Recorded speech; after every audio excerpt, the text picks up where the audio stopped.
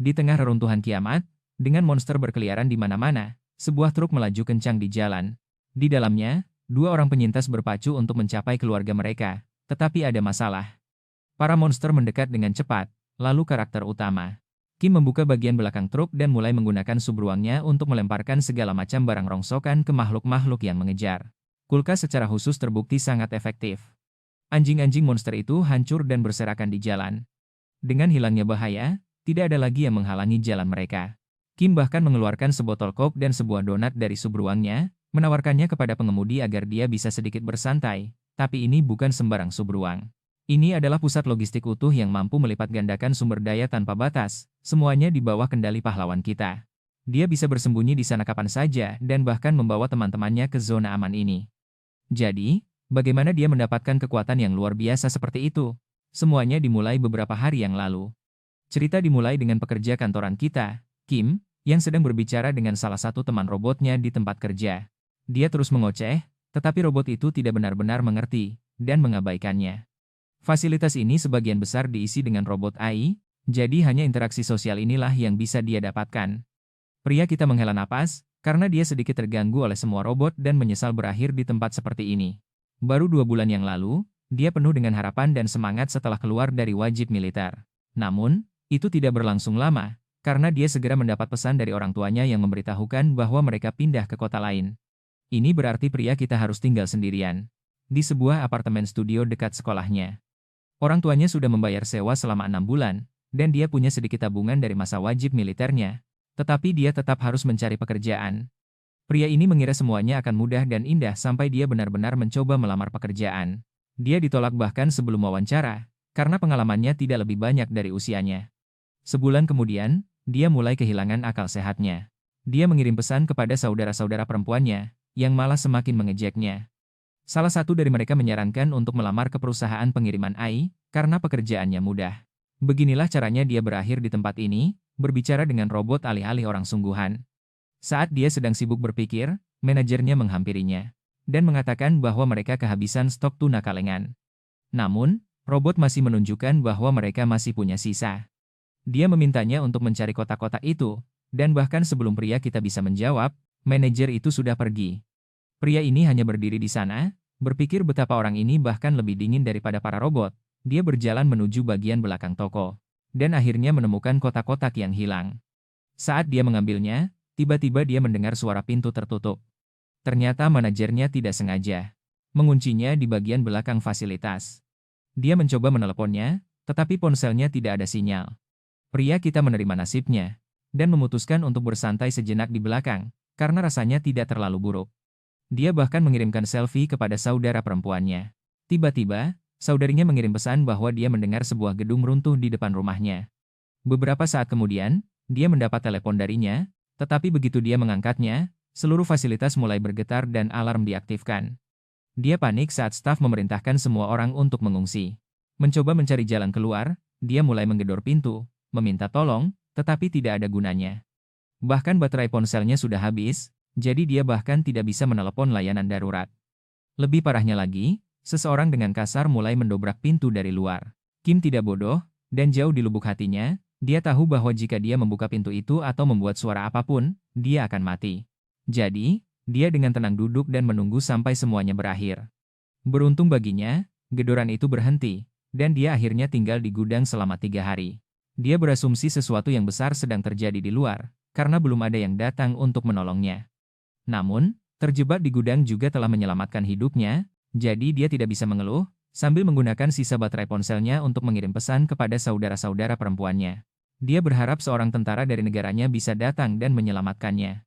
Tiba-tiba, sebuah notifikasi sistem muncul di depannya, memberitahunya bahwa dia telah terpilih dan telah membangkitkan sebuah kemampuan. Deskripsi kemampuannya menyebutkan bahwa dia bisa menyimpan satu objek di dalam subruangnya.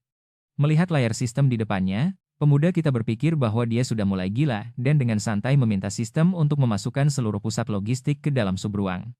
Sistem meminta konfirmasi untuk terakhir kalinya, dan setelah dia mengatakan ya, seluruh pusat logistik itu lenyap begitu saja. Pemuda kita melihat dunia luar untuk pertama kalinya dalam 3 hari dan dengan cepat menyadari bahwa dunia sudah hancur. Sistem memberitahunya bahwa butuh beberapa waktu untuk memindahkan objek ke subruang, tapi dia terlalu teralihkan oleh apa yang baru saja dilihatnya. Tiba-tiba, sebuah bayangan besar muncul di depannya, dan bahkan tanpa menoleh ke belakang, pemuda kita tahu itu bukan pertanda baik. Dia menenangkan diri sejenak dan berlari secepat yang dia bisa sambil berteriak minta tolong. Sambil menoleh ke belakang, dia menyadari bahwa makhluk yang mengejarnya adalah seekor ogre. Dilihat dari kecepatannya, makhluk itu akan segera menyusulnya. Beruntung baginya, sistem menyelesaikan sinkronisasi tepat saat ogre itu akan mencabik-cabiknya. Dia dengan cepat mengatakan ya pada pesan konfirmasi dan diteleportasi ke subruangnya sendiri melalui sebuah portal. Ogre itu masih di luar, dan dia bisa melihatnya melalui lubang itu, tapi makhluk itu tidak bisa melewatinya tanpa izinnya. Namun, itu bahkan bukan bagian yang paling mengejutkan, karena pemuda kita menoleh ke belakang dan mendapati dirinya berdiri di pusat logistik, yang dengan bercanda dia simpan di dalam subruangnya. Saat dia mencoba memahami semua ini, dia mendapatkan sebuah notifikasi yang memberitahunya bahwa dia telah menerima hadiah karena menyelesaikan tutorial dan memasuki subruangnya untuk pertama kali.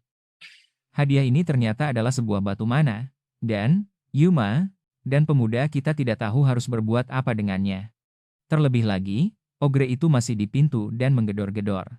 Untuk berjaga-jaga, dia mengonfirmasi dari sistem bahwa makhluk itu tidak bisa masuk kecuali diizinkan.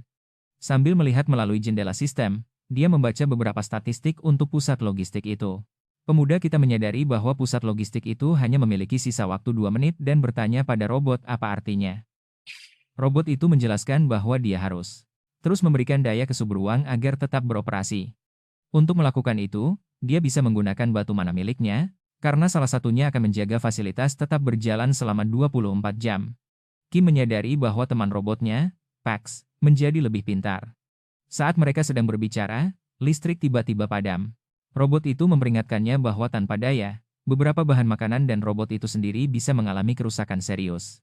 Tampaknya, ada sistem khusus di dalam fasilitas yang menyimpan dan mengirimkan sayuran segar, daging, dan bahkan bahan makanan lainnya. Pemuda kita dengan cepat menyadari bahwa dalam situasinya saat ini, makanan adalah elemen terpenting untuk bertahan hidup. Dia bertanya pada robot bagaimana cara mendapatkan lebih banyak batu-batu ini.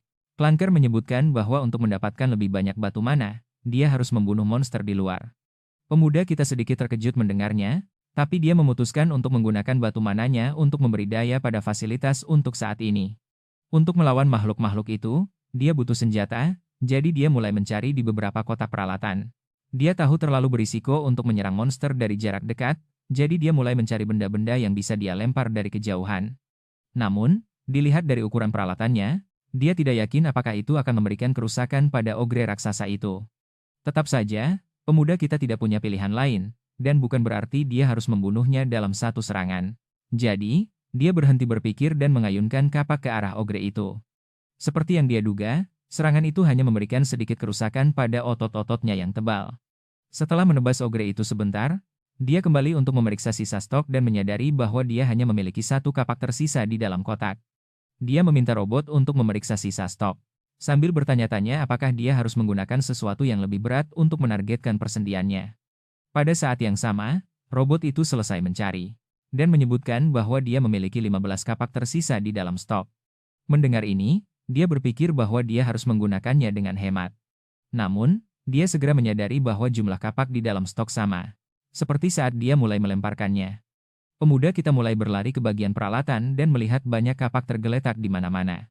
Saat itulah robot menjelaskan bahwa tidak peduli berapa kali dia menggunakan barang-barang ini, jumlahnya tidak akan berkurang. Dengan kata lain, dia punya persediaan tak terbatas di dalam fasilitas ini. Itu juga berarti dia bisa terus melempar kapak, tanpa khawatir kehabisan stok. Namun, lemparannya masih sangat lemah dan pada dasarnya hanya menggelitik si ogre. Untungnya, si robot memberitahu kalau dia bisa melempar secara otomatis dengan mengirimkan barang keluar. Kemampuan ini punya waktu jeda 30 detik, yang akan berkurang seiring naiknya level skill untuk mengirim barang keluar. Yang perlu dia lakukan hanyalah mengucapkan, kirimkan, sambil memikirkan barang itu, dan barang itu akan otomatis terkirim keluar. Tokoh kita segera mencobanya dan sebuah kapak melesat lurus ke arah ogre, mengenai kepalanya dan membuatnya pingsan. Kim tentu saja bingung dengan kecepatannya dan bertanya pada robot apa yang terjadi. Pax menjelaskan bahwa kecepatan pengiriman bawaan diatur 40 mil per jam, tapi dia meningkatkannya hingga maksimum 50 mil per jam di levelnya saat ini. Selain itu, jika dia ingin menaikkan level skillnya, dia mungkin butuh lebih banyak batu mana. Pada saat itu, tokoh kita akhirnya mengerti seluruh permainannya. dan mulai bersiap-siap untuk keluar. Semua yang dia butuhkan, termasuk peta, sudah ada di dalam fasilitas. Dia hanya menandai tujuannya dan memutuskan untuk mengendarai sepeda listriknya, karena berjalan kaki bukanlah ide yang bagus mengingat situasi di luar. Tokoh kita dengan dramatis membawa sepedanya keluar dari subruang dan menyemangati semua orang untuk bertahan, karena dia akan datang menyelamatkan mereka. Setengah jam kemudian, jagoan kita sudah membunuh 12 ogre selama berada di luar. Dia menyadari bahwa kemampuan subruangnya terlalu kuat. Berada di dalam memberinya perlindungan dari para monster, sementara dia bisa dengan aman melemparkan barang ke arah mereka.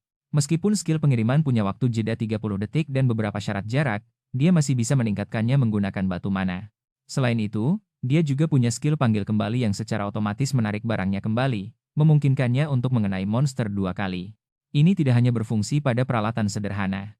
Dia juga bisa menggunakannya untuk memanggil kembali batu mana, yang berarti dia tidak perlu melangkah keluar sama sekali, selama seluruh proses. Sampai sekarang, dia telah mengumpulkan 13 batu mana, dan selama dia bisa menjaga fasilitas tetap berjalan, dia tidak akan kesulitan untuk bertahan hidup. Dengan pemikiran ini, dia melangkah keluar dari subruang karena dia juga perlu membawa keluarganya masuk. Namun, dia dengan cepat melihat sesuatu terbang tinggi di langit dan menyadari bahwa ogre bukanlah satu-satunya monster yang harus dia hadapi. Saat dia teralihkan oleh Wyvern, dia mendengar suara aneh di kejauhan. Tokoh kita langsung tahu bahwa itu adalah suara orang yang meminta tolong. Benar saja, seorang pria tua sedang dikejar oleh Wyvern raksasa, dan dia terlalu lambat untuk melarikan diri. Monster itu menjatuhkannya menggunakan ekornya, dan terus mengikutinya. Salah satu temannya berlari untuk membantu, tapi monster itu dengan santai mengabaikannya, dan terus fokus pada pria tua itu. Pria itu bertanya-tanya apakah monster itu mengincar pria tua karena dia mangsa yang lebih mudah.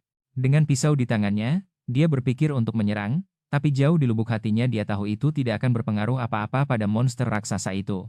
Saat ini terjadi, kedua pria itu melihat cahaya terang mendekat dari kejauhan. Sebelum mereka bisa bereaksi, seseorang melempar kapak ke arah Wyvern, membunuh monster itu di tempat. Tokoh kita dengan santai datang dengan sepedanya dan bertanya apakah mereka baik-baik saja. Kedua pria itu benar-benar terguncang, dan bertanya apakah dia seorang tentara. Dia menunjuk ke seragamnya dan menjelaskan bahwa dia bekerja di gudang pusat logistik. Ini membuat kedua pria itu semakin terkejut, dan mereka berasumsi dia pasti punya kemampuan yang kuat, karena dia mengalahkan monster itu dalam satu serangan. Ternyata salah satu dari pria itu juga punya kemampuan, tapi kemampuannya hanya mengemudi, dan dia belum sempat menggunakannya. Mengingat keadaan mereka, tokoh kita bertanya apakah ada orang lain di sekitar, dan pria itu menjelaskan bahwa banyak orang berkumpul di gudang untuk mencari makanan. Namun, hal itu juga menarik banyak monster, yang mengakibatkan sebagian besar orang tewas. Saat ini hanya tersisa 15 orang dan mereka bersembunyi di ruang bawah tanah terminal di distrik E. Dua dari mereka keluar untuk mencari jalan yang bisa mereka gunakan untuk mengendarai mobil dan juga mencari makanan. Namun, bangunan gudang itu tiba-tiba menghilang. Para pria itu bahkan menawarinya untuk tinggal bersama mereka. Pemuda kita tidak ingin mengambil keputusan yang terburu-buru, jadi dia memikirkannya sejenak dan memutuskan untuk pergi bersama mereka karena dia membutuhkan lebih banyak informasi. Dia tahu bahwa mereka juga menempatkan diri mereka dalam risiko, dengan membawanya masuk. Terlebih lagi, mereka belum tahu bagaimana kemampuannya benar-benar berfungsi, jadi jika terjadi sesuatu, dia selalu bisa lari ke dalam subruang. Semua ini terdengar bagus sampai dia benar-benar pergi ke ruang bawah tanah dan melihat seorang pria sedang farming aura dengan berdiri di atas mayat ogre. Salah satu pria berjalan menghampiri pria itu, menanyakan apakah semuanya baik-baik saja. Pria yang sedang farming aura itu ternyata adalah pemimpin mereka yang bernama Jinmok, dan dia menjelaskan bahwa salah satu ogre tersesat dan berakhir di sini. Beruntung bagi mereka, mereka berhasil menyerang lebih dulu dan mengalahkannya. Meskipun mereka tidak menderita luka apapun, ini menunjukkan bahwa tempat ini pun tidak aman dari serangan monster. Saat mereka sedang berbicara, dia tiba-tiba menyadari pemuda kita berdiri di kejauhan dan bertanya siapa dia. Pria itu menyebutkan bahwa dia telah menyelamatkan mereka sebelumnya dari seekor wyvern, dan bahwa dia bekerja di pusat logistik. Dia mulai memuji-muji pemuda kita, memberitahu mereka betapa kuatnya dia. Mendengar ini, seorang wanita berjalan menghampirinya dan memegang tangannya, berterima kasih padanya karena telah menyelamatkan kedua pria itu. Kim berdiri di sana dengan canggung, memberitahunya bahwa itu bukan masalah besar. Wanita itu sedikit terbawa suasana dan bertanya apakah dia lajang. Saat inilah si pemimpin turun tangan dan meminta maaf atas namanya. Dia menjelaskan bahwa kedua pria itu sudah seperti keluarga bagi mereka dan memperkenalkan dirinya sebagai manajer cabang. Setelah semua ucapan terima kasih, dia mulai menjelaskan apa yang mereka miliki di gudang penyimpanan. dan bagaimana mereka bergiliran menjaga tempat itu. Pria itu masih belum tahu tentang insiden gudang, jadi salah satu pria memberitahunya bahwa gudang itu telah menghilang. Ini mengejutkan semua orang, karena mereka mengandalkan gudang untuk mengisi kembali persediaan makanan. Dengan satu-satunya pilihan pasokan mereka yang hilang, pemimpin memerintahkan semua orang untuk menggali terowongan secepat mungkin.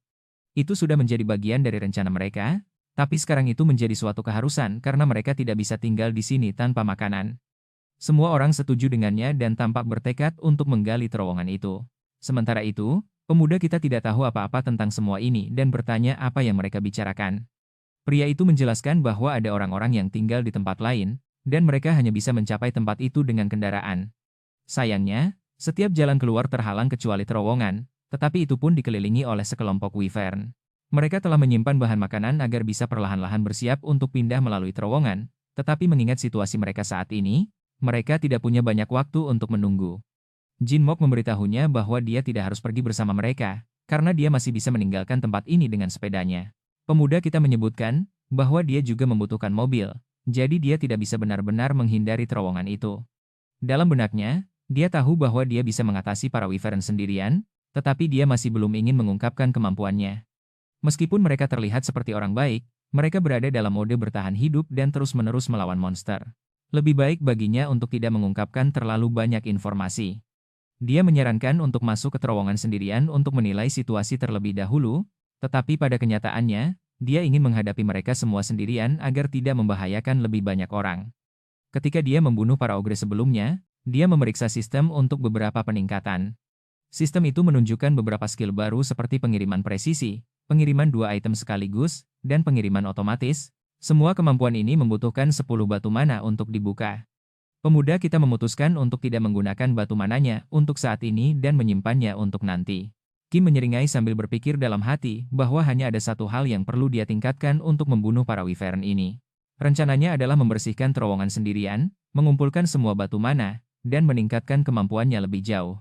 Namun, rencananya tidak berjalan seperti itu, dan sekarang dia terjebak dengan pria dari sebelumnya yang juga mengendarai sepedanya. Pria itu menyebutkan bahwa mereka tidak bisa membiarkannya pergi sendirian.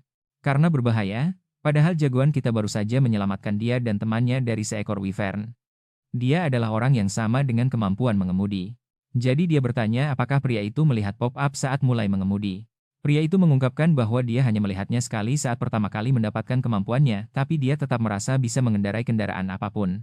Orang ini malah jadi sopir Uber di tengah kiamat. Bahkan jagoan kita tidak yakin padanya, dan berkata mereka bisa jalan kaki saja jika dia tidak bisa mengemudi dengan benar. Beberapa saat kemudian, si pengemudi naik ke setang dan mulai mengendarai motornya seperti papan seluncur. Dia menjelaskan bahwa cara ini lebih mudah untuk melihat.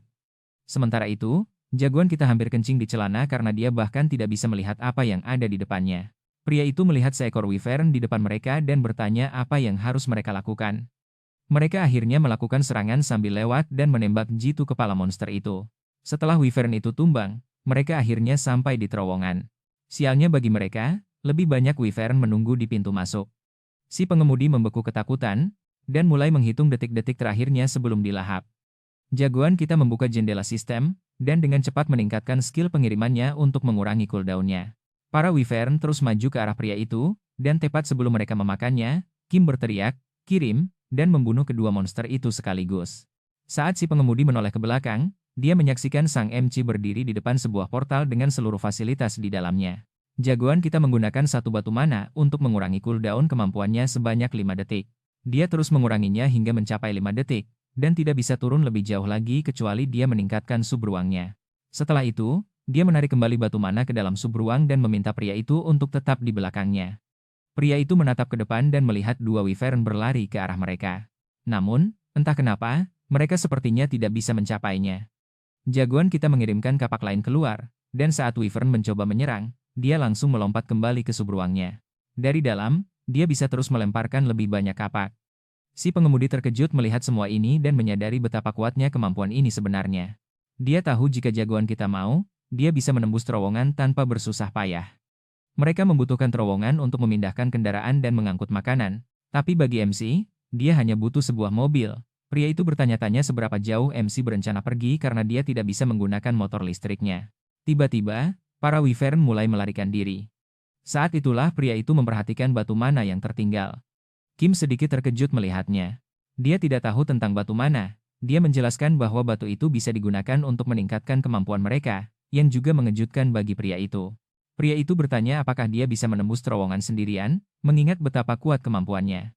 Jagoan kita hanya menyeringai dan menghindari jawaban, yang membuat pria itu semakin khawatir. Kim menjelaskan bahwa dia hanya ingin datang ke sini untuk melihat apakah dia bisa membersihkan terowongan sendirian. Mengungkapkan kemampuannya bukanlah bagian dari rencananya. Mendengar ini, pria itu merasa bersalah dan meminta maaf karena telah merusak rencananya. Jagoan kita meyakinkannya bahwa semua baik-baik saja, karena dia tidak akan bisa menemukan jalan ke terowongan tanpanya. Saat keduanya memutuskan untuk kembali, pria itu bertanya seberapa jauh dia berencana pergi dengan kendaraan itu. Dia mengungkapkan bahwa dia berencana pergi ke Wujonggu untuk bertemu keluarganya.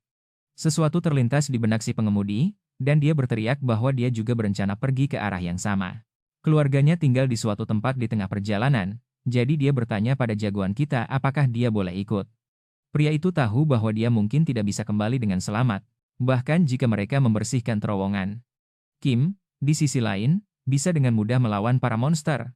Dia menyarankan untuk bekerja sama, dia sebagai pengemudi dan jagoan kita sebagai petarung. Mendengar semua ini, sang MC menyadari bahwa itu sebenarnya bukan tawaran yang buruk. Pria itu cukup pandai mengemudi, dan bekerja sama dengannya juga akan memungkinkan MC untuk menyembunyikan kemampuannya dari orang lain. Dia memutuskan untuk mempercayai pria itu dan menyetujui rencananya. Tetapi dengan syarat dia akan membersihkan terowongan sendirian dan pria itu tidak akan mengungkapkan apapun tentang kemampuannya kepada orang lain. Pria itu dengan cepat setuju dan meyakinkannya bahwa dia akan meyakinkan semua orang. Beberapa saat kemudian, dia berdiri di depan semua orang memuji-muji jagoan kita dan kemampuannya. Sekarang semua orang tahu dia akan membersihkan terowongan sendirian, dan dia memiliki beberapa skill yang kuat. Selama semua ini, pria itu hanya berdiri canggung di sana, berpikir dalam hati bahwa dia celaka. Namun, karena semuanya sudah terungkap, dia memutuskan untuk mengikutinya dan mengumumkan bahwa dia akan membersihkan terowongan itu besok pagi. Dia tahu bahwa mereka khawatir tentang makanan, jadi dia harus membersihkannya secepat mungkin. Ketika dia selesai berbicara, Jin Mok berjalan ke arahnya dan mengatakan bahwa mereka tidak akan bertanya tentang kemampuannya atau mengganggu rencananya, tetapi mereka tetap ingin memberinya sesuatu sebagai balasannya. Sesuatu ini ternyata adalah setumpuk persediaan makanan yang telah mereka simpan. Pria itu dengan gugup meminta maaf kepada mereka, bersikeras bahwa dia tidak bisa menerimanya karena mereka sudah memiliki persediaan yang terbatas. Namun, pria pengemudi itu meyakinkannya bahwa tidak apa-apa dan mengingatkannya bahwa dia juga punya keluarga sendiri untuk diurus. Hal ini membuat pria itu berpikir keras sambil bertanya-tanya apakah mereka baik-baik saja. Pada saat yang sama, yang lain mengeluarkan minuman untuk merayakan malam terakhir mereka sebelum akhirnya bertemu dengan keluarga mereka. Keesokan paginya, pria itu bersiap untuk menyerbu terowongan dengan motor kesayangannya dan meyakinkan mereka bahwa dia akan segera kembali. Semua orang menaruh kepercayaan padanya, dan dengan sabar menunggu di luar. Saat dia masuk ke dalam, hanya dengan menatap pintu masuk, dia bisa melihat puluhan monster bergerak santai di dalam terowongan. Kita kembali ke kilas balik masa lalunya, di mana dia sedang bertengkar dengan saudara perempuannya. Ayahnya tersenyum saat melihat mereka bertengkar dan mengatakan bahwa mereka terlihat sangat akrab satu sama lain. Dia menyebutkan bahwa dia dulunya adalah anak tunggal, jadi dia sedikit iri dengan ikatan mereka. Ketika mereka tumbuh dewasa, mereka pasti akan menyadari betapa berharganya keluarga. Tepat saat dia menceramahi mereka, istrinya muncul dan mengingatkannya bahwa dia harus membantunya menyiapkan makan malam. Sang ayah dengan cepat menurut, meninggalkan anak-anaknya. Kim duduk di sana dengan senyum di wajahnya saat dia merasakan cinta untuk keluarganya. Tepat pada malam sebelum penyerbuan terowongan, dia duduk di dekat dinding dan menyaksikan semua orang menangisi orang yang mereka cintai. Pria pengemudi itu terbangun di tengah malam dan menyadari bahwa dia tidak ada. Dia berjalan keluar dan melihatnya sedang mengisi truk-truk. Ketika ditanya apa yang sedang dilakukannya, dia menjelaskan bahwa dia mengisi semua truk setengahnya dengan persediaan agar tidak terlalu berat, karena dia punya banyak stok, itu bukan masalah besar baginya. Pria pengemudi itu masih tidak percaya dia akan melakukan hal seperti itu untuk mereka. Lanjut ke penyerbuan yang sebenarnya, dan pria itu tidak mengalami kesulitan menghancurkan semua monster. Dalam benaknya, dia berharap bisa menempatkan semua orang ini di dalam keamanan subruangnya, tetapi saat ini subruang itu hanya memiliki batas untuk satu orang. Pada level 2, itu bisa menampung maksimal 20 orang, tetapi membutuhkan 100 batu mana yang tidak dia miliki. Bahkan jika dia membunuh semua wyvern yang tersisa di terowongan, dia mungkin tidak akan mengumpulkan cukup untuk naik level. Namun, Dia tetap tahu bahwa dia perlu naik level suatu saat nanti, karena dia harus memasukkan keluarganya ke dalam. Saat dia sedang berpikir, dia tiba-tiba melihat seekor wyvern menatapnya dari kejauhan. Yang satu ini terlihat sedikit berbeda dari yang lain dan memiliki aura yang meresahkan. Sementara itu, semua orang masih menunggunya di luar. Mereka khawatir akan keselamatannya, tetapi mereka juga tahu tidak bisa membantunya karena mereka hanya akan menghalanginya. Tiba-tiba, seseorang melihatnya keluar dari terowongan dengan darah di sekujur pakaiannya.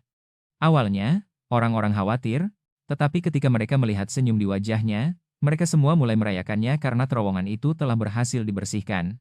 Sudah waktunya bagi mereka untuk berangkat. Jinmok memberikan pidato perpisahannya dan berharap yang terbaik sebelum mereka pergi.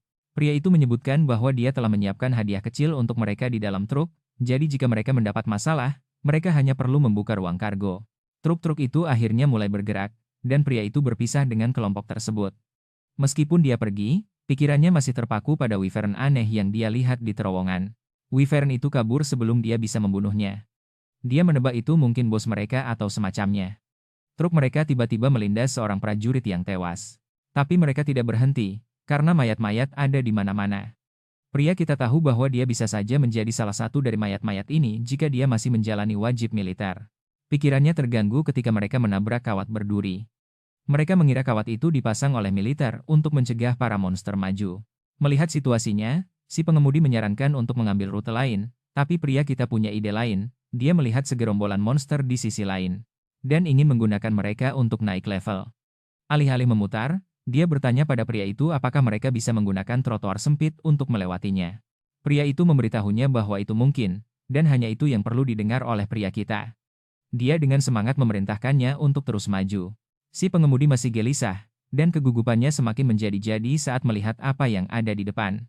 Seekor ogre sedang bertarung sengit dengan sekelompok monster mirip anjing. Untuk sesaat, makhluk itu bertarung sendirian, tapi tak lama kemudian anjing-anjing itu mengeroyoknya dari segala sisi. Dalam hitungan detik, ogre itu tumbang seolah-olah hanya mangsa biasa. Pemandangan itu begitu brutal sehingga kedua pria itu membeku karena kaget. Si pengemudi mulai berkeringat dan panik. Dia khawatir dengan rencana mereka dan bersikeras bahwa mereka harus putar balik dan mencari jalan lain. Namun, pria kita tidak menunjukkan rasa takut. Dia bersikeras rute itu adalah pilihan terbaik dan bahkan membandingkan situasinya dengan permainan StarCraft, di mana pemain menggunakan medan untuk mendapatkan keuntungan. Dia menjelaskan bahwa logika yang sama bisa diterapkan di sini, posisi dan waktu bisa membalikkan keadaan pertempuran untuk keuntungan mereka. Si pengemudi merasa sulit untuk percaya bahwa taktik permainan bisa digunakan di kehidupan nyata, tapi akhirnya dia menyerah pada kepercayaan diri Kim. Pria kita menginstruksikannya untuk memundurkan truk ke trotoar kecil itu. Dengan enggan, si pengemudi melakukannya. Suara itu segera menarik perhatian anjing-anjing itu, mengalihkan mereka dari mangsanya. Pada saat yang sama, pahlawan kita beralih ke sistemnya. Dia memutuskan untuk menggunakan kemampuan pengiriman otomatisnya lebih awal dari yang diperkirakan. Menghabiskan 10 batu mana untuk mengaktifkannya, menyisakan 27. Di gerbang belakang kendaraan, dia memerintahkan sistemnya untuk meningkatkan kecepatan pengirimannya. Menggunakan kristal yang tersisa. Batu-batu itu dikonsumsi, meningkatkan kecepatan pengiriman dari 70 menjadi 100 km per jam. Pria kita kemudian membuka portal, menantang para monster untuk menyerang dengan sekuat tenaga. Pertarungan pun langsung meletus. Anjing-anjing buas itu menyerbu ke arahnya dengan kecepatan mengerikan, tapi sebelum mereka bisa mendekat, sistemnya mengumumkan bahwa sebuah kulkas besar siap untuk dikirim. Benda berat itu menghantam para monster, membuat mereka tertegun. Setiap beberapa detik, kulkas lain meluncur keluar dari portal. Dalam sekejap, selusin anjing buas hancur dan 12 batu mana berhasil didapatkan. Pria kita menyeringai saat menyadari rencananya berjalan lebih baik dari yang diharapkan. Kemampuannya jelas telah tumbuh lebih kuat sejak pertarungan di terowongan di mana dia pertama kali bereksperimen dengan kemampuannya.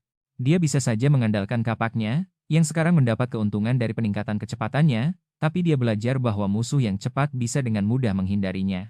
Sebagai gantinya, dia membuka skill presisi pengiriman. Skill itu melancarkan serangan lurus ke depan tapi hanya aktif jika musuh tetap berada dalam jangkauan. Melawan anjing-anjing buas itu, taktik ini terbukti jauh lebih aman.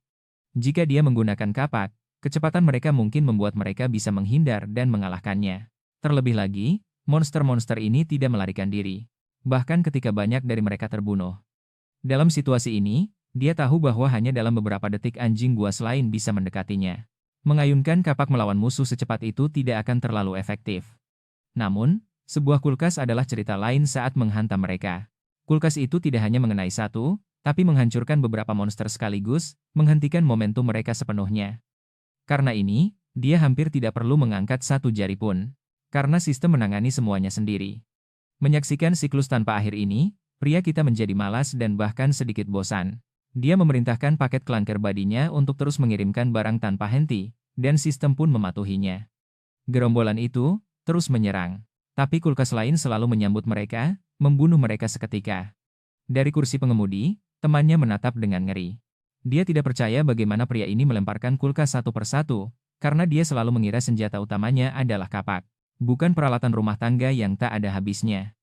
Dan tidak seperti kapak, dia bahkan tidak repot-repot mengambil kembali kulkas-kulkas ini. Dia terus memunculkan yang baru. Saat itu, pintu samping terbuka dan pria kita melangkah keluar, dengan santai bertanya apakah dia mau makan sesuatu. Terkejut, sang sopir melontarkan sebuah pertanyaan. Menuntut untuk tahu apakah dia benar-benar punya persediaan tak terbatas. Sejenak, Kim tampak bingung, lalu bertanya apakah dia belum tahu.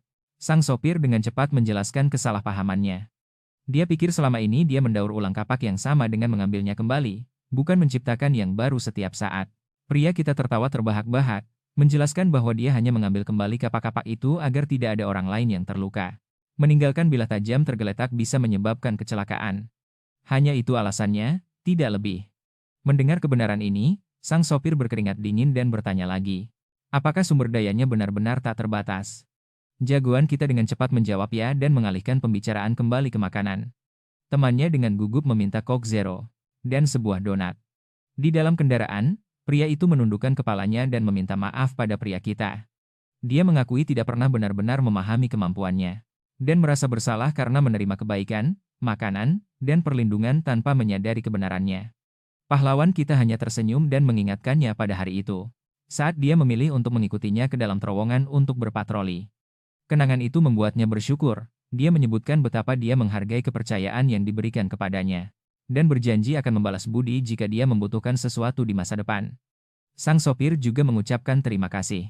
Berterima kasih karena telah menjaganya dan membasmi para monster, mengatakan itu akan membuatnya lebih cepat sampai di rumah. Dia menjelaskan bahwa begitu mereka menyeberangi jembatan, rumahnya hanya berjarak 1 jam. Pria kita ikut senang karena dia akhirnya akan bertemu keluarganya. Meski begitu, sang sopir khawatir tentang kondisi keluarganya. Berharap mereka aman dan menunggunya.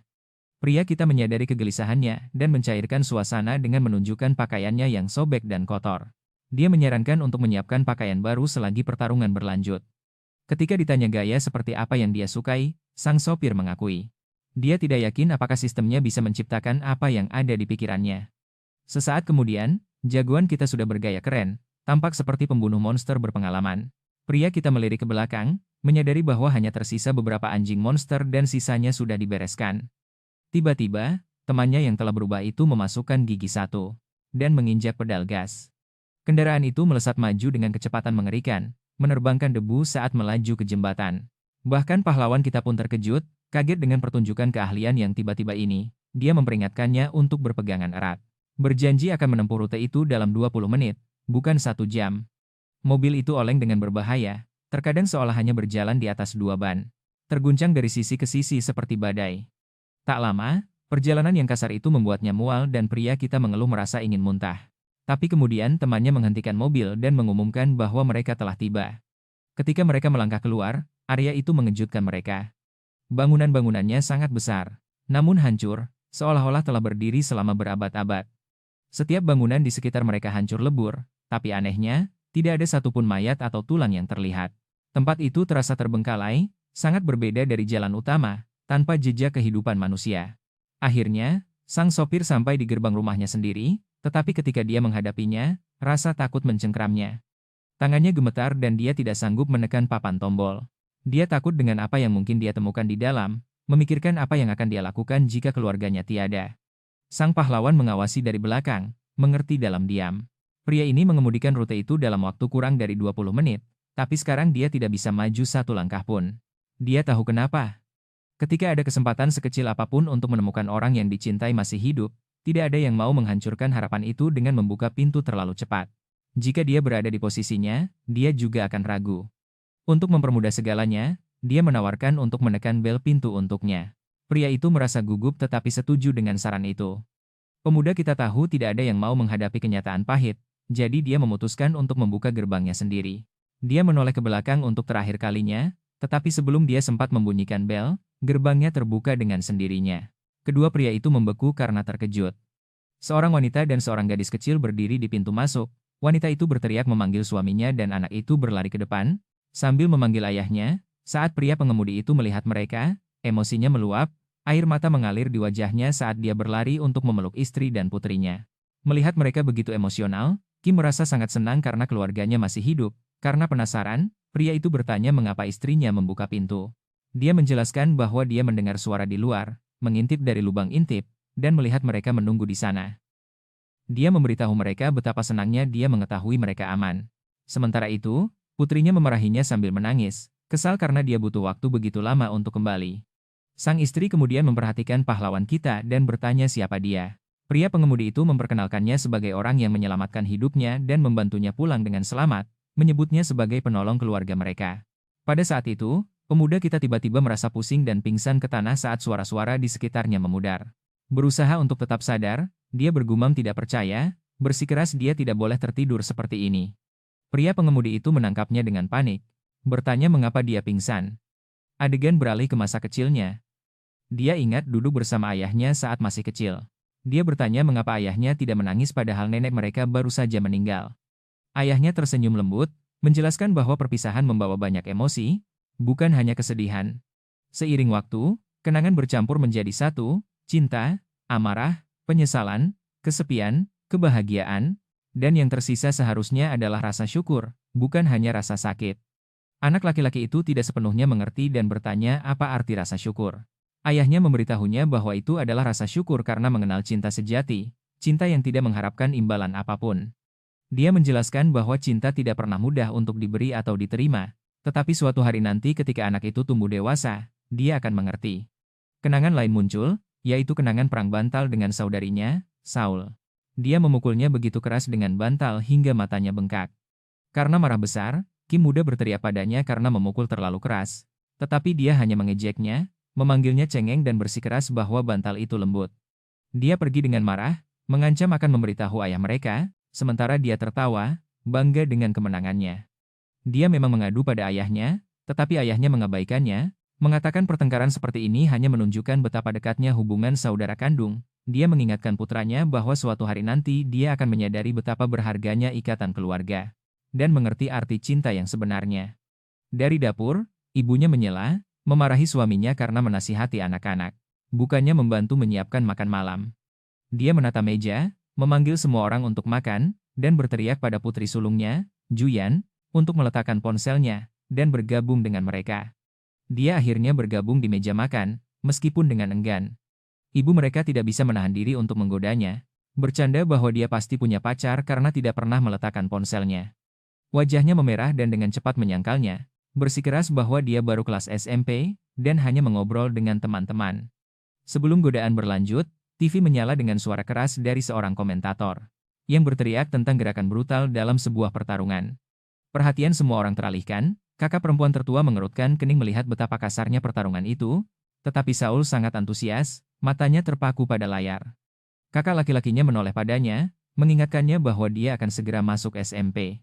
Dan menyemangatinya untuk bergabung dengan klub tinju atau olahraga karena dia cukup jago dalam hal itu.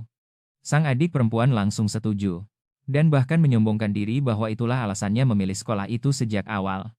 Sementara itu, kakaknya juga sudah tidak begitu muda lagi.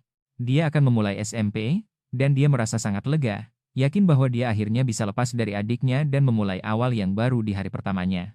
Dia menyadari sebuah perbedaan, teman-teman sekelasnya mengenakan seragam baru yang rapi, sementara seragamnya sendiri sudah usang dan kebesaran, jelas sekali itu adalah seragam bekas. Meskipun begitu, dia merasa senang hanya dengan mengenakan seragam itu, walaupun ukurannya tidak pas. Waktu berlalu, dan dia pun tumbuh dewasa.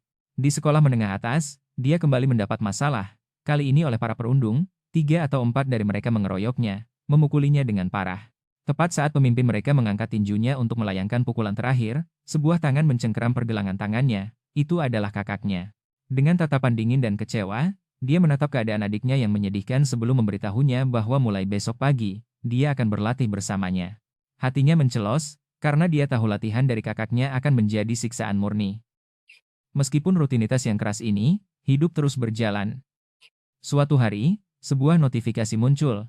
Kakak perempuannya telah diterima di sekolah perawat. Ayah mereka mengumumkan berita itu dengan bangga, membuat kedua kakak beradik itu tertegun. Waktu kembali berlalu. Suatu malam, saat pemuda itu sedang bekerja di depan komputer, ayahnya memanggilnya dan mengatakan sudah waktunya. Dia terlihat bingung sampai ayahnya memberinya sebuah surat resmi. Saat dia membacanya, hatinya langsung jatuh, karena itu adalah pemberitahuan dari pemerintah untuk wajib militernya. Hari keberangkatan pun tiba. Ketika kakaknya melihatnya dengan potongan rambut militer yang pendek, dia tertawa terbahak-bahak, mengejeknya tanpa ampun. Sementara itu, ibunya yang khawatir, menyuruhnya untuk menjaga diri, dan pulang dengan selamat. Dengan lambaian tangan yang ceria, pemuda itu pergi bersama dengan rekrutan lainnya. Keluarganya melambai kembali dengan gembira, tetapi begitu dia berjalan agak jauh, perasaan sebenarnya muncul, dan dia mulai menangis. Adegan beralih lagi, ke masa sekarang. Dia perlahan sadar kembali. Dia menyadari sedang berbaring di atas bantal empuk di dalam rumah seseorang. Bingung dan linglung, dia melihat sekeliling, mencoba memahami di mana dia berada dan apa yang telah terjadi. Saat ingatannya kembali, pemuda kita panik. Dia sadar bahwa dia sebenarnya pingsan, dan hal terakhir yang dia ingat adalah pria pengemudi itu bertemu kembali dengan keluarganya. Khawatir sesuatu yang buruk mungkin telah terjadi, dia dengan cepat memanggil kapaknya melalui sebuah portal kecil. Sebuah suara di belakangnya tiba-tiba memecah keheningan, bertanya apakah dia sudah bangun. Terkejut, dia berbalik dan melihat istri serta anak perempuan dari pria pengemudi itu sedang duduk dengan tenang di meja, sambil makan. Sejenak, mereka semua hanya saling menatap. Matanya kemudian tertuju pada pria pengemudi itu, yang sedang beristirahat dengan tenang di dekatnya. Sang istri menjelaskan bahwa dia tiba-tiba pingsan, dan tertidur sangat lelap sehingga dia tidak berani membangunkannya. Malu karena telah mengeluarkan senjatanya. Di tempat yang tidak semestinya, dia dengan cepat mengirim kapak itu kembali ke subruangnya dan bertanya sudah berapa lama dia pingsan. Sang istri menjawab bahwa itu hanya 3 jam. Dan mengungkapkan rasa terima kasihnya yang tulus atas bantuannya yang besar kepada suaminya untuk bertahan hidup dan bertemu kembali dengan keluarganya. Pemuda kita merasa canggung mendapat penghargaan seperti itu, bersikeras bahwa tidak seperti itu dan bahwa pria pengemudi itu juga banyak membantunya. Saat mereka sedang berbicara, Yongsu terbangun, dan sang istri mendesak pahlawan kita untuk makan terlebih dahulu, mengingatkan bahwa suaminya juga belum makan, karena dia ingin berbagi makanan dengan sang pahlawan. Dia mengangguk penuh terima kasih dan duduk bersama temannya. Sang istri dengan rendah hati menjelaskan bahwa dia melakukan yang terbaik dengan bahan seadanya, meskipun dia tidak bisa menjamin rasanya. Sang pahlawan berterima kasih padanya, mengatakan bahwa dia tidak terbiasa dengan kemewahan dan berterima kasih atas apapun yang disajikan. Saat dia mengambil suapan pertamanya, rasanya seperti surga setelah sekian lama. Dia akhirnya merasakan makanan yang layak yang dibuat dengan bahan-bahan asli. Itu mengingatkannya pada kimchi buatan ibunya di rumah, hal paling lezat yang pernah dia makan. Dalam sekejap, mangkuknya kosong, dan dia berpikir dalam hati bahwa sejak masa militernya dia belum pernah menikmati makanan selezat ini. Saat makan, pria pengemudi itu bertanya apakah tujuannya adalah Gangnam. Pemuda kita mengangguk, membenarkan bahwa itu adalah perhentian berikutnya. Pria pengemudi itu segera menawarkan untuk mengantarnya ke sana. Terkejut, sang pahlawan bertanya apa maksudnya. Pria itu menjelaskan bahwa dia sudah mendiskusikannya dengan istrinya, dan istrinya setuju. Itu adalah cara mereka membalas budinya karena telah membantu mereka bersatu kembali. Pemuda kita mengangkat tangannya, menghentikannya, dan menjelaskan bahwa Gangnam hanyalah sebuah perhentian. Tujuan, sebenarnya adalah Wijongbu, yang jauh lebih jauh. Untuk itu, dia akan membutuhkan sebuah mobil. Pria itu mengakuinya, tetapi mengatakan dia punya satu syarat, yang harus mereka diskusikan di luar. Begitu di luar, dia mengusulkan agar mereka semua pergi bersama ke Gangnam dengan truk itu. Setelah dia mencapai tujuannya, pria pengemudi itu berencana menggunakan sepeda listriknya untuk pulang. Kim mengerutkan kening, menunjukkan bahwa sepeda itu tidak cukup untuk perjalanan berbahaya seperti itu, tetapi pria pengemudi itu tetap tenang, meyakinkannya bahwa dengan keahliannya, dia bisa mengatasinya. Pahlawan kita mengamati pria pengemudi itu dengan saksama, bertanya-tanya mengapa ada orang yang mau mengambil risiko seperti itu untuknya. Pria itu sudah bersatu kembali dengan keluarganya, memiliki cukup persediaan untuk bertahan hidup, dan telah mencapai tempat aman. Keterampilan mengemudinya luar biasa, tetapi itu pun tidak menjelaskan mengapa dia akan menempatkan dirinya kembali dalam bahaya. Pemuda kita langsung bertanya mengapa dia melakukan ini, meskipun dia sudah bersatu dengan keluarganya. Pria pengemudi itu menatap lurus ke matanya. Dan membalikan pertanyaan itu, bukankah dia yang pertama kali menyelamatkannya? Dia bertanya mengapa dia membantunya saat itu. Mendengar ini, pemuda kita terdiam. Pria itu menjelaskan bahwa jika sang pahlawan tidak membantu, keluarganya tidak akan pernah berhasil sampai sejauh ini. Dan mereka pasti sudah mati di terowongan itu. Itulah sebabnya dia ingin membalas budi sekarang, untuk melakukan apapun yang dia bisa dengan keahliannya. Dia menambahkan bahwa mereka berdua terjebak dalam situasi yang sama. Kemampuan kebangkitannya mungkin kuat, tetapi itu tidak membuat perjalanan menjadi mudah. Dunia mungkin hancur, tetapi tak satu pun dari mereka yang menyerah pada harapan untuk keluarga mereka.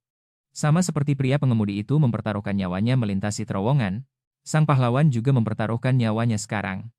Namun, dia menegaskan bahwa dia tidak akan bertaruh secara membabi buta. Dia akan melakukan semua yang dia bisa untuk membantu, tetapi jika keadaan menjadi terlalu berbahaya, dia akan mundur. Dia tidak cukup bodoh untuk mempertaruhkan nyawanya atau keluarganya tanpa alasan. Mendengar ini, sang pahlawan tersenyum tipis. Pria pengemudi itu mengatakan satu-satunya keinginannya adalah mendukungnya sebisa mungkin. Pemuda kita kemudian menjelaskan bahwa kemampuannya, subruang, menciptakan area yang tidak bisa dimasuki siapapun tanpa izinnya, selama dia mempertahankannya. Dia bisa menyimpan atau menggandakan barang di dalamnya. Pria pengemudi itu mengangguk, karena dia sudah tahu. Kim melanjutkan, jika pria itu benar-benar ingin membantu, dia juga punya syarat. Perjalanannya tidak berakhir di Gangnam. Setelah itu, dia harus pergi ke Yoljiro, lalu Dubonggu, dan akhirnya Wejonggu, untuk mencari keluarganya. Dia tidak bisa melakukannya sendirian, begitu dia meningkatkan subruangnya, dia akan bisa membawa orang masuk ke dalam. Itu berarti pria pengemudi itu, istrinya, dan putrinya harus ikut bersamanya. Untungnya, setelah berburu anjing-anjing mutan, dia sekarang memiliki cukup batu mana untuk melakukan peningkatan. Jika pria pengemudi itu setuju untuk membantunya, maka dia juga akan melindungi keluarganya. Pria itu segera mengenakan seragam veterannya dan mengatakan bahwa dia siap. Pada saat yang sama, Kim membuka jendela sistem dan menggunakan batu mananya untuk meningkatkan kapasitas gudang. Dengan peningkatan ini, fasilitas itu sekarang dapat menampung 20 orang. Pada saat yang sama, dia juga mendapatkan kemampuan baru, yang memungkinkannya untuk menyimpan barang apapun di depannya. Biaya pemeliharaan untuk fasilitas itu juga naik menjadi 6 batu mana. Pemuda kita memutuskan untuk mengabaikan semua detail ini untuk saat ini, dan mengizinkan keluarga itu masuk ke dalam subruang. Mereka bertiga melangkah masuk, dan untuk pertama kalinya, mereka menyaksikan sesuatu di luar kekacauan dunia mereka. Pemuda kita memperkenalkan mereka pada Pax dan menjelaskan bahwa jika mereka membutuhkan sesuatu, mereka bisa langsung bertanya pada robot itu. Sang istri merasa ragu untuk menggunakan semua barang itu, karena kelihatannya terlalu berharga, tetapi dia meyakinkannya bahwa fasilitas itu memiliki persediaan tak terbatas, jadi mereka bisa melakukan apa saja. Setelah menjelaskan semuanya kepada mereka, dia memberitahu pria itu bahwa mereka akan berangkat dalam 30 menit dan memutuskan untuk memeriksa kemampuan barunya. Kemampuan utamanya adalah menyimpan barang apapun di depannya ke dalam subruang.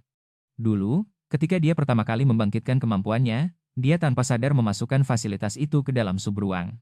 Akibatnya, inti dari fasilitas dan sistemnya menyatu, menciptakan sesuatu yang jauh lebih kuat. Sejak saat itu, subruangnya mendapatkan lebih banyak fungsi, selain hanya untuk masuk dan keluar. Karena kemampuannya sudah sangat kuat, dia tidak mengharapkan hal lain saat naik level. Namun, sekarang saat dia menatap layar sistem, dia bisa melihat bahwa kenaikan level itu akan memungkinkannya untuk menyimpan satu objek lagi. Gagasan itu masih membuatnya bergidik. Terlebih lagi, dengan 50 batu mana, dia bisa memasang sebuah laboratorium di dalam fasilitas itu, yang akan memungkinkannya untuk menggabungkan dan mengubah item yang terdaftar di subruang. Dia tidak punya cukup batu mana untuk mencoba kemampuan ini sekarang, jadi dia memutuskan untuk bereksperimen dengan subruang itu sendiri. Pria kita membayangkan menguji batasannya dengan mencoba menyimpan sesuatu yang konyol, seperti seluruh bumi itu sendiri. Yang mengejutkan, sistem justru memintanya untuk mengonfirmasi target. Tanpa ragu, dia memberikan izin, meskipun sebenarnya, itu adalah pilihan yang gegabah. Untungnya, percobaan itu gagal. Sistem memberitahunya bahwa bumi berada di luar jangkauan. Semua orang aman dan bencana dapat dihindari. Dengan lega, dia menghela napas dan bergumam bahwa dia sudah menduga hasil ini, sebelum dia sempat memikirkannya lebih jauh. Pria pengemudi itu menyela dengan sesuatu yang praktis. Dia telah memeriksa rute ke Gangnam, dan menunjuk sebuah jalan di peta. Pria kita mengingatkannya bahwa seharusnya dia bermain dengan putrinya, bukannya mengkhawatirkan peta, tetapi pengemudi itu hanya menunjuk ke belakangnya di mana gadis kecil itu sudah tertidur lelap. Pria itu sekali lagi mengakui betapa berterima kasihnya dia. Pahlawan kita memberitahunya bahwa mereka hanya saling membantu, tidak lebih, tapi dia berjanji akan terus memberikan segalanya untuk mendukungnya.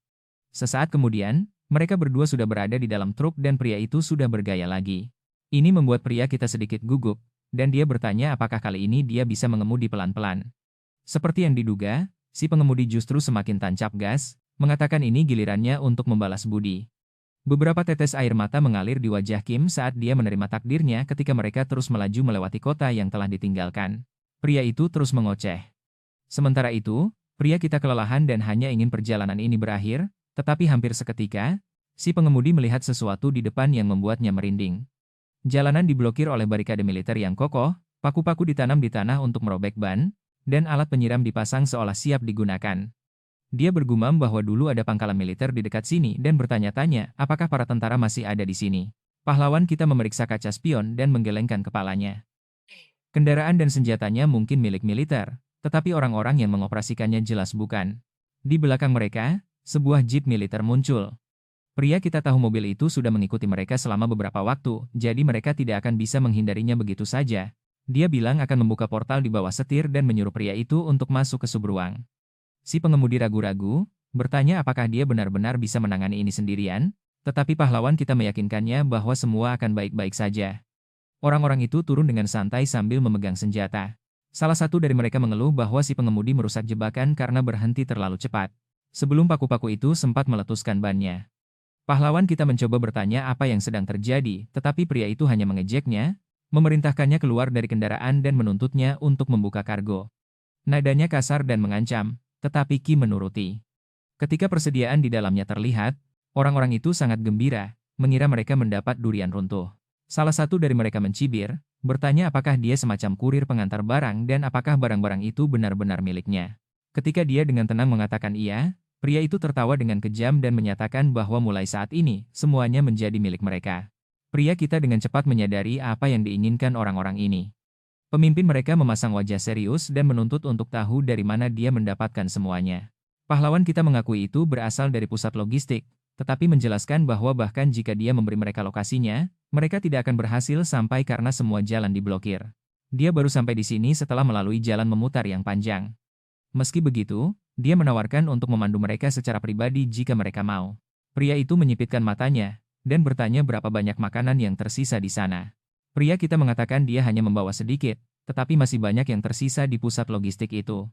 Karena curiga, pria itu terus mendesaknya. Saat ditanya apakah dia mengatakan yang sebenarnya, sang pahlawan meyakinkannya.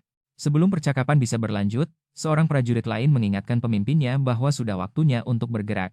Pria itu mengangguk, bergumam bahwa mereka tidak punya pilihan lain, dan memerintahkan anak buahnya untuk menangkapnya. Sebelum Kim bisa melakukan apapun, mereka mulai memukulinya dan menutupi wajahnya dengan kain. Saat dia sadar kembali, dia mendapati dirinya terikat di sebuah kursi, diperlakukan seperti seorang tahanan. Para pria itu mengumumkan penangkapannya kepada komandan mereka, hanya untuk melihat-lihat, dan pahlawan kita bisa tahu tempat ini tidak baik. Komandan gemuk itu bertanya sekali lagi dari mana dia mendapatkan semua makanan itu. Dia mengungkapkan bahwa dia mendapatkannya dari pusat logistik Gunpo, dan sang komandan memuji pilihannya, menyebutnya pintar. Dia kemudian menjelaskan bahwa mereka berada di markas besar komunikasi militer. Tak lama kemudian, mereka melihat beberapa wyvern besar terbang di luar jendela. Si gendut itu mengklaim bahwa dia kuat, namun dia hampir mati oleh salah satu dari mereka. Awalnya, militer mencoba melawan monster-monster ini menggunakan senjata, tetapi mereka gagal.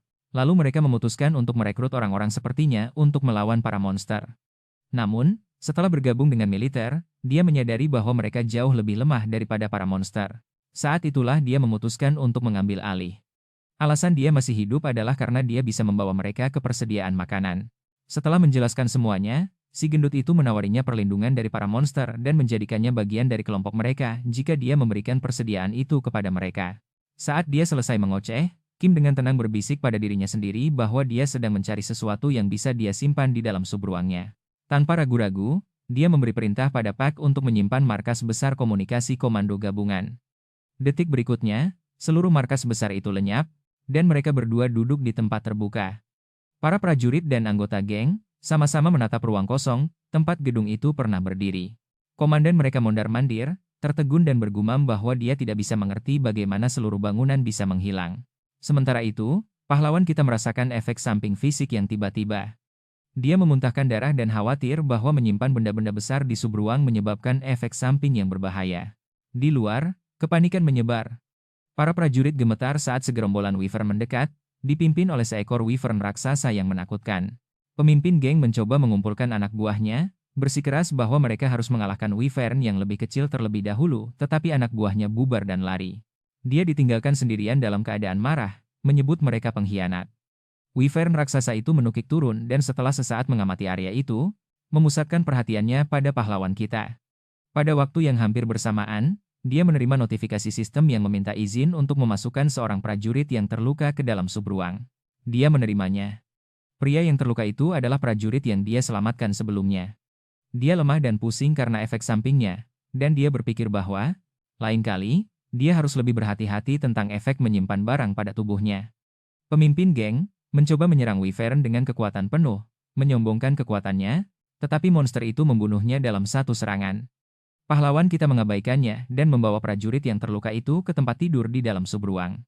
Dia dan si pengemudi memeriksa luka-lukanya dan, tanpa keahlian medis, hanya bisa berharap pria itu pulih dengan sendirinya. Dari luka dan kondisi prajurit itu, mereka mencurigai adanya penyiksaan oleh geng dan kekurangan gizi yang berkepanjangan daripada satu serangan brutal. Percakapan mereka beralih ke markas besar komunikasi yang baru, bangunan yang dia masukkan ke dalam subruang. Si pengemudi mengonfirmasi apa yang dia curigai, memberitahunya bahwa area di sekitar pusat logistik memang telah meluas, dan bangunan baru itu terlihat seperti pangkalan militer yang sangat besar. Kim ditutup matanya saat dibawa masuk sebelumnya, jadi dia tidak pernah melihat ukuran penuhnya. Tapi sekarang, setelah melihat wujud aslinya, dia menyadari betapa besarnya bangunan itu. Dia meminta Yongso untuk menjaga prajurit itu dan memutuskan untuk menjelajah. Pangkalan itu terlalu besar untuk dijelajahi dengan berjalan kaki, jadi dia meminjam sepeda untuk bepergian lebih cepat. Dia menyadari tempat itu penuh dengan senjata, amunisi, bahan peledak, kendaraan, dan masker gas. Ini adalah hal yang sangat dibutuhkan oleh para penyintas di dunia ini. Tapi tidak seperti pusat logistik tempat PAX menangani inventaris dan pengiriman, markas ini diatur berdasarkan departemen. Senjata di sini, magasin di sana, bahan peledak di sayap lain. Dia harus mengambil barang secara fisik dari bagian yang berbeda dan merakitnya secara manual. Kerumitan itu membuatnya khawatir, karena dia yakin persediaan di sini terbatas, tak terbatas seperti di gudang. Drone AI tiba-tiba melayang di atas kepala dan berbicara, menjelaskan bahwa program subruang terhubung ke pusat logistik, dan PAX masih mengendalikan sebagian sistem. Drone itu mengatakan sektor yang baru saja dia tambahkan sedang diintegrasikan dan akan diperlakukan seperti bagian dari gudang. Pahlawan itu bertanya apakah senapan dan amunisi bisa digandakan dan dikirim seperti barang dari sektor 1. Drone itu mengonfirmasi bahwa itulah tujuannya, tetapi proses klasifikasi baru selesai 0,81%. Jika pahlawan itu membutuhkan sesuatu yang mendesak, drone itu menawarkan untuk memprioritaskan dan mengkode barang-barang tertentu terlebih dahulu. Pemuda kita meminta senapan, amunisi, granat, kendaraan dan bahan bakar. Drone itu menerima pesanan dan mengatakan pengkodean prioritas telah dimulai. Dalam 10 menit, barang-barang itu akan tersedia. Sebagai tindakan pengamanan, dia meminta drone untuk mengunci akses agar hanya dia yang bisa menggunakan barang-barang itu. Drone itu mengonfirmasi bahwa pembatasan itu mungkin dilakukan. Dia percaya pada si pengemudi dan keluarganya, tetapi dia juga memiliki seorang prajurit di subruang, jadi dia tidak bisa terlalu ceroboh. Sebelum meninggalkan bagian dalam markas, dia mengintip keluar melalui portal dan melihat mayat-mayat berserakan di mana-mana. Kim bergumam bahwa masalah di luar masih jauh dari selesai, karena masih terlalu banyak Wyvern. Terlebih lagi, kali ini dia tidak berencana membiarkan yang raksasa itu pergi. Adegan beralih saat kelompok itu mempersiapkan diri. Pria pengemudi itu mengenang masa-masa militernya, teringat saat kemampuan menembaknya masih tajam. Dia bertanya-tanya apakah setelah bertahun-tahun, dia masih memiliki kemampuan itu. Sementara itu, pemuda kita mengeluarkan kotak-kotak magasin, menjelaskan bahwa masing-masing berisi setidaknya 10.000 peluru. Bahkan jika sebuah senjata rusak, dia harus membuangnya dan mengambil yang lain. Sistem sayangnya mendaftarkan magasin secara terpisah dari senjata, membuat segalanya lebih merepotkan. Demi keselamatannya sendiri, dia bertanya pada pria itu apakah dia tahu cara menembak. Pria itu hanya mengambil sebuah senjata, mengatakan kepadanya bahwa dia lebih suka menunjukkan daripada menjelaskan. Dia mulai menembak terus-menerus, melepaskan gelombang peluru tanpa henti. Para Wyvern mulai berjatuhan satu persatu. Mereka berdua berhenti sejenak untuk beristirahat, karena semua wyvern tampaknya telah mati. Namun, pemuda kita tahu ada sesuatu yang aneh, karena dia tidak bisa melihat mayat wyvern besar dimanapun. Dia mengingatkan mereka bahwa mayat wyvern raksasa itu tidak terlihat dimanapun.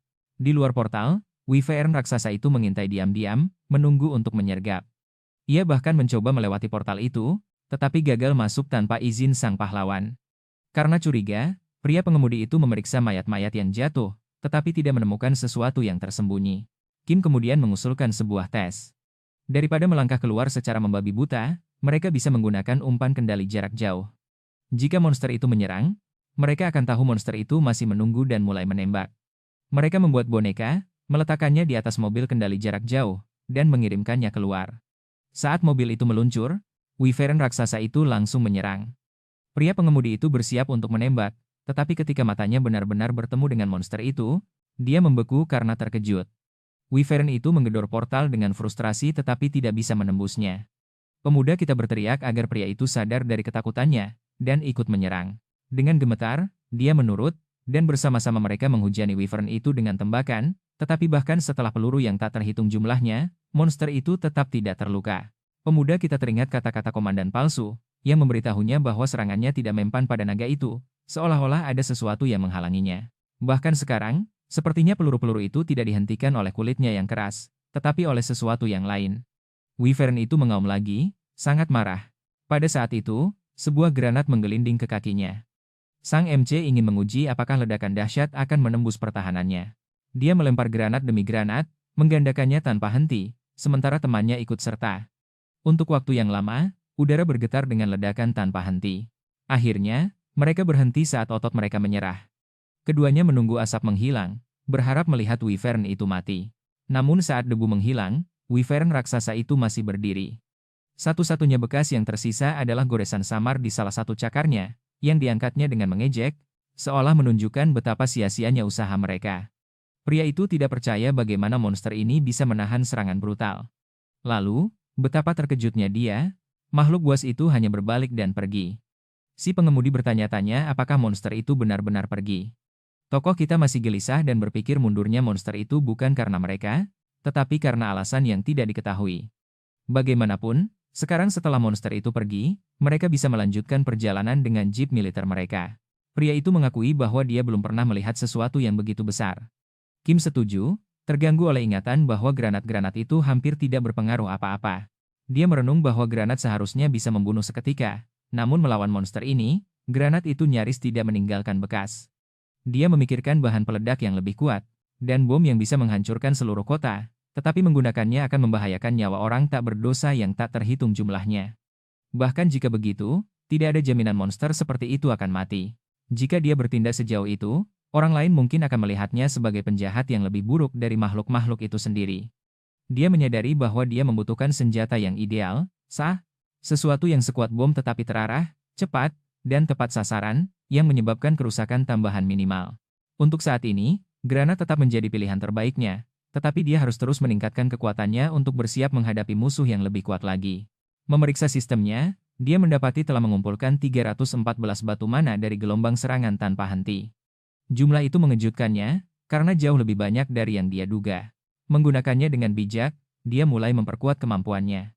Dia meningkatkan kecepatan peluncurannya dari 100 menjadi 150 km per jam, mengurangi waktu pengirimannya dari 5 detik menjadi 1 detik, memperluas kapasitas pengiriman simultannya dari 2 item menjadi 4, dan menggandakan jangkauan peluncurannya dari 25 meter menjadi 50. Bahkan setelah peningkatan yang mahal ini, dia masih memiliki sisa 189 batu. Ada satu hal lagi yang dia incar, dia dengan cepat menggunakan 50 batu mana untuk membuka laboratorium dimensi paralel. Untuk mengujinya, dia meminta temannya yang menyetir untuk memarkir mobil, agar mereka bisa beristirahat dan bereksperimen dengan kekuatan terbarunya. Pria pengemudi itu mengamati jalan di depan, dan menunjukkan bahwa Gangnam sudah tidak jauh lagi. Karena tidak ada monster di dekat sini, dia menyarankan agar Kim masuk ke dalam portal. Sementara dia terus mengemudi. Tokoh kita ragu-ragu, berpikir itu terdengar berisiko, tetapi si pengemudi meyakinkannya bahwa dia sama sekali tidak lelah, dan bisa mengemudi dengan mudah. Untuk menenangkan kekhawatirannya, dia mengusulkan untuk tetap membuka portal di dalam mobil. Dengan begitu, saat mobil bergerak maju, portal itu akan ikut bergerak, dan jika terjadi sesuatu yang berbahaya, dia bisa langsung melompat masuk. Mendengar semua itu, tokoh kita melompat ke dalam portal dan mulai menjelajahi lab barunya. Saat dia menjelajah, sebuah layar muncul dengan beberapa pilihan. Pilihan pertama adalah gabungkan, yang memungkinkannya untuk menyatukan dua atau lebih item tanpa memandang kondisi fisiknya. Pilihan kedua, pisahkan, memungkinkannya membagi objek apapun menjadi beberapa bagian tanpa merusak bahannya. Pilihan ketiga masih terkunci. Tokoh kita langsung membayangkan kemungkinannya. Dia bisa menggabungkan pistol dan magasin menjadi satu senjata utuh. Dia bahkan bisa melepas bagian-bagian dengan aman, seperti pin pengaman granat tanpa memicunya, karena benda-benda di dalam dimensi sakunya hanya mematuhi perintahnya. Untuk menguji ini, dia mendaftarkan sebuah granat tanpa pinnya, menghabiskan 15 batu mana. Ini mungkin tidak cukup untuk menghancurkan gelombang serangan besar, tapi ini tetap alat yang berguna.